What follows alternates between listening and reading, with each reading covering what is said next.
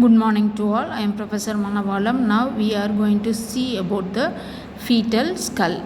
Today we are going to see about the anatomy of this bone. What is this bone? What is the part of this one? Fetal skull. Fetal skull. So today we are going to see about the fetal skull. So fetal skull is the, for fetus, it is the larger part when compared with the other parts of the body.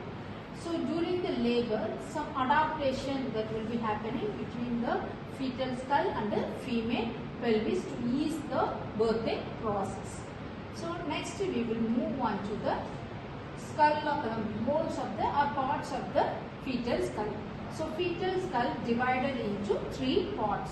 So one is vault, second one is base, third one is face. So it is divided into three parts: vault, base and face. So first we will see about the vault. So vault is the upper dome shaped. It starts from the it is the part, it is a dome shape. It starts above the imaginary line drawn between the orbital ridges to the nape of the neck. This is the imaginary line drawn between the orbital ridges to the nape of the neck. Above this part is called as a vault.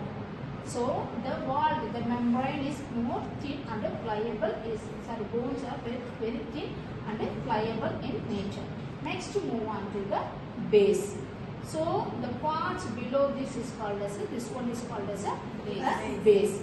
So it consists of foramen magnum, the whole that is called as a foramen magnum. So foramen magnum, it protects the spinal cord when it leaves from the fetal skull. So this is the function of foramen magnum. Next, the bones of the base, it is firmly united together at the time of birth itself. Next, move on to the face. So face is made up of 14 small bones. Face is made up of 14 small bones. This also firmly united at the time of birth itself. Okay, this is about the division of the fetal skull. Next, to move on to the bones of the fetal skull. So fetal skull, it consists of frontal bone, parietal bone, occipital bone and temporal bone. So the first one is occipital bone. So occipital bone, it forms the back of the fetal head. Okay. So the bony prominence that is present in between this is called as an occipital protuberance. Next, to move on to the parietal bone. Parietal bone, it is either side of the fetal head, that is called as a parietal bone. Next, to move on to the frontal bone.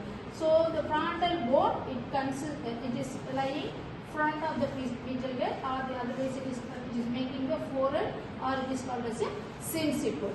Next, move on to the temporal bone. Upper part of the temporal bone only contributing for the formation of the fetal skull. So this is about the bones of the fetal skull. Next, move on to the ossification. Actually, the bones, first we will see the ossification from the vault. So the bones of the vault is made up of membrane. So the ossification, it starts from the center towards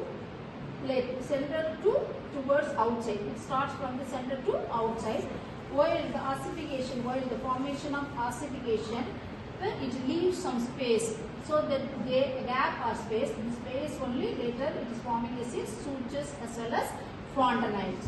The ossification, it is not fully developed at the time of birth, or sometimes it will take early adulthood. So at the time only the ossification is fully completed. So this is about the fetal ossification. Next, we will move on to the regions and the landmarks of the fetal skull. So first one is occipital region. So occipital region, I will ask question. So what is how many parts the fetal skull has? Parts of the fetal skull. Three parts. Any one. Vault, face, and base. Vault, face, and base. So what are the bones of fetal skull? Temporal, frontal, parietal, occipital. So what are the sutures? Contracts and